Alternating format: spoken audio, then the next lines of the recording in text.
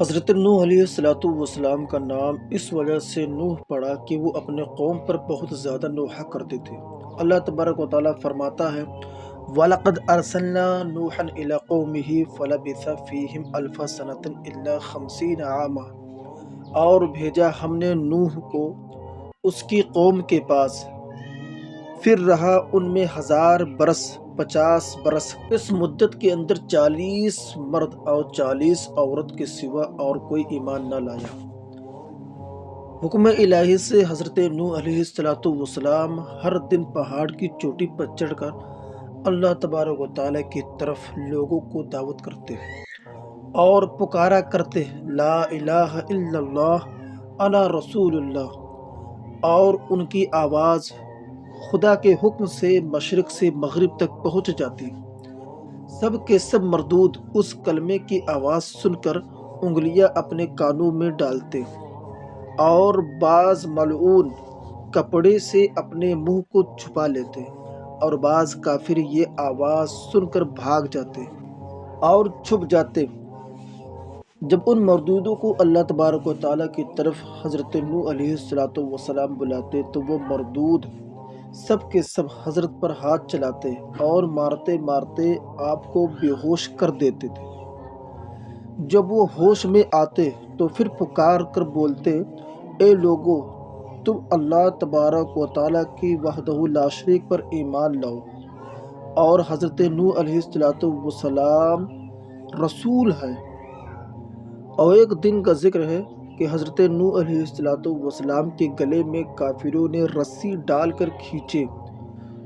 اس کے صدمے سے حضرت نوح علیہ السلام 3 دن تک بے قرار رہے، پھر بھی اللہ تبارک و تعالیٰ کے واسطے تکلیفیں اٹھا کر اللہ کے مخلوقوں کو دعوت کیا کرتے، یہاں تک کہ طوفان کی نوبت آ پہنچی اور حضرت علیہ السلام نے کہا قال رب انی دعوت قومی لیلا ونہارا فلم یزدہم دعائی الا فرارا۔ اے میرے رب، میں بلاتا رہا اپنی قوم کو رات و دن، مگر میرے بلانے سے اور زیادہ بھاگتے رہے، اور ہر دن مجھ پر سوائے ظلم و ستم کے کچھ نہیں کیے۔ ایک دن کا ذکر ہے کہ حضرت نوح علیہ السلام نے اپنی قوم کو خدا کی طرف دعوت کی۔ کافروں نے آ کر حضرت علیہ السلام کو ایسا مارا کہ تمام کپڑا حضرت کا لہو لعان ہو گیا۔ تب ان کی بیوی نے کہا، وہ کافرہ تھی، کہنے لگی کہ اے قوم، نوح دیوانہ ہوا ہے، تم اتنا مت مارو، جو وہ کہتا ہے اپنے دیوانے پن سے کہتا ہے، وہ کچھ نہیں جانتا۔ نوح نے اپنی بیوی سے جب یہ بے ادبی کی باتیں سنی، تب حضرت علیہ السلام نے آسمان کی طرف منہ کیا اور رو رو کر کہا، جیسا کہ اللہ تبارک و تعالیٰ نے فرمایا قولہ تعالی فدعا ربہ انی مغلوب فانتصر۔ پھر اس نے پکارا اپنے رب کو کہ میں دب گیا ہوں، تو اس کا بدلہ لے۔ پھر فور حضرت جبریل علیہ السلام نے آ کر کہا اے نوح، تو دعا کر، تیری دعا خدا کی بارگاہ میں مقبول ہے۔ یہ قوم کفار تم پر ہرگز ایمان نہ لائیں گے، اور تم ایک درخت کو لگاؤ۔ اور دوسرا قول یہ ہے کہ جبریل علیہ السلام نے ایک شاخ درخت جنت سے لا کر دی۔ حضرت علیہ السلام نے اس شاخ کو زمین پر لگایا۔ جب 40 برس گزرے، وہ درخت اس قدر بڑا ہوا کہ 600 گز لمبا اور 400 گز موٹا چوڑا ہو گیا، اور اس 40 برس کے اندر تمام جوڑیں ان کافروں کی باندھ تھی اور نسلیں ان کی منقطع ہو چکی تھی۔ اس کا سبب یہ تھا کہ وہ اپنے بیٹوں کو حضرت نوح علیہ السلام کے پاس لے جاتے اور ان سے کہتے اے لڑکو، تم ان کو دشمن جانو اور ان کی بات نہ مانو، ان کو ہمیشہ ذلیل و خوار رکھو کہ وہ دیوانہ ہے۔ حضرت نوح علیہ السلام نے جب یہ وصیتیں ان سے سنی، تب ان لوگوں سے نا امید ہو کر درگاہ الہی میں گریہ وزاری کی اور کہا وقال نوح رب لا تذر علی الارض من الکافرین دیارا، اور کہا نوح نے اے رب نہ چھوڑ زمین پر منکروں کا ایک گھر بھی بسنے والا کہ نسل کافروں کی باقی نہ رہے زمین پر۔ تب حضرت جبریل علیہ السلام تشریف لائے اور فرمایا اے نوح اس درخت سے تو ایک کشتی بنا۔ حضرت نوح علیہ السلام نے کہا کہ کس طرح بناؤں؟ حضرت جبریل علیہ السلام نے کہا کہ تو اس درخت کو کاٹ اور چیر کر تختی بنا تب تجھے بتلاؤں۔ حضرت نوح علیہ السلام نے اس درخت کو کاٹا اور چیر کر تختے بنائے۔ اللہ تبارک و تعالیٰ فرماتا ہے ان تختوں سے کشتی بنا اور شاخوں سے اس کی میخیں لگا۔ حضرت نوح علیہ السلام نے حضرت جبریل علیہ السلام سے تعلیم پا کر بڑھی گری سیکھی اور اس درخت سے تختے بنائے۔ پہلے تختے پر حضرت آدم علیہ السلام کا نام اور دوسرے تختے پر حضرت شیس علیہ السلام کا نام اور تیسرے تختے پر حضرت ادریس علیہ السلام کا نام اور چوتھے تختے پر حضرت نوح علیہ السلام کا نام اور پانچویں تختے پر حضرت موسیٰ علیہ السلام اور چھٹے تختے پر حضرت صالح علیہ السلام کا نام اور ساتویں تختے پر نام ابراہیم کا اور اسی طرح 1,24,000 تختے نام سے، یعنی ہر ایک تخت پر ایک ایک پیغمبر کا نام لکھا تھا اور آخری تختے پر حضرت محمد مصطفیٰ صلی اللہ تعالیٰ علیہ وسلم کا نام تھا کہ وہ خاتم الانبیاء ہے۔ حضرت نوح علیہ السلام نے جبریل علیہ السلام سے تعلیم پا کر کشتی بنائی۔ طول اس کا 1000 گز اور عرض اس کا 400 گز تھا۔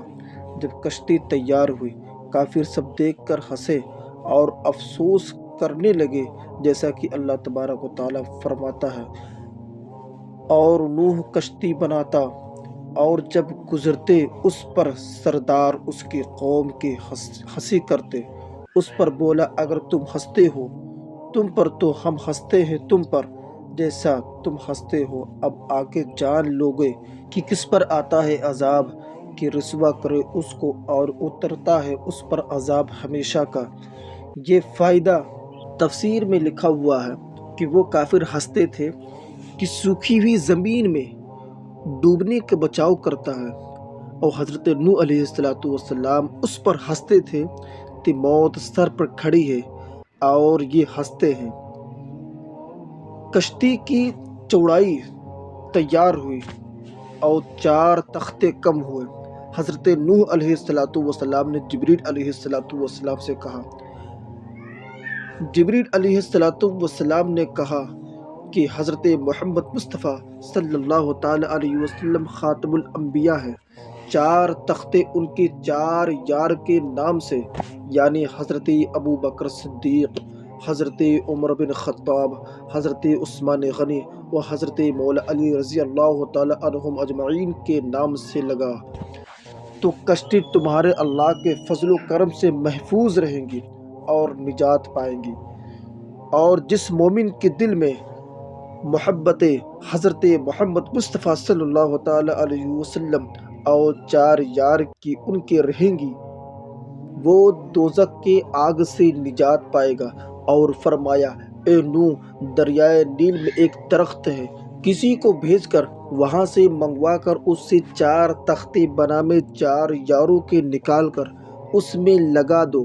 تب حضرت نوح علیہ السلام نے اپنے بیٹوں سے کہا، انہوں نے نہ مانا اور بولے کہ عوج بن عنق کو بھیج کر کہ وہ ہم سے زیادہ طاقت رکھتا ہے اور اس کی راہ بھی خوب جانتا ہے۔ اسی وقت حضرت نوح علیہ السلام نے عوج بن عنق کو بلوایا اور کہا کہ اگر تو فلانے درخت کو دریائے نیل سے لا دے گا تو میں تجھ کو کھلا کر آسودہ کروں گا۔ عوج نے کہا تو میرے ساتھ عہد کر۔ حضرت نوح علیہ السلام نے عہد کیا، پس عوج نے جا کر اس درخت کو جڑ سے اکھاڑ کر لا دیا۔ تب حضرت نوح علیہ السلام نے 3 روٹیاں جو کہ نکال کر اسے کھانے کو دی۔ عوج نے اسے دیکھ کر ہنسا اور کہا اے نوح، میں 12,000 روٹیاں ایک وقت میں کھا لیتا ہوں، اور کھانے کا کیا حساب دوں، پھر بھی پیٹ نہیں بھرتا۔ اس 3 روٹی جو سے میرا کیا ہوگا؟ اور خبر ہے کہ اوج اپنی پوری زندگی میں کبھی اتنا زیادہ پیٹ بھر کر نہ کھایا تھا۔ حضرت نوح علیہ السلام نے کہا، اگر تو اپنا پیٹ بھرنا چاہتا ہے تو بسم اللہ پڑھ کر کھا۔ تب اس نے بسم اللہ پڑھ کر ایک اور آدھی روٹی کھائی تھی، اور دوسرے لقمے کی حاجت نہ ہوئی، اسی میں اس کی پیٹ بھر گئی۔ اس کے بعد حضرت نوح علیہ السلام نے اس درخت سے 4 تختے نکال کر، پہلے بنام حضرت ابوبکر صدیق، اور دوسرا تختہ حضرت عمر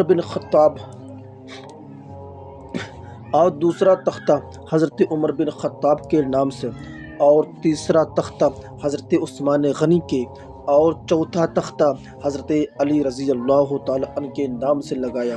ان 4 تختوں کے لگانے سے کشتی تیار ہوئی۔ اس کے بعد حضرت جبریل علیہ السلام نے فرمایا، اے نوح، تو بیت المعمور کی زیارت کر لے، اللہ تبارک و تعالیٰ اس کو اٹھا لے گا۔ جب وہ زیارت کر کے آئے، تب اس کو فرشتوں نے آسمان چہارم پر اٹھا لیا۔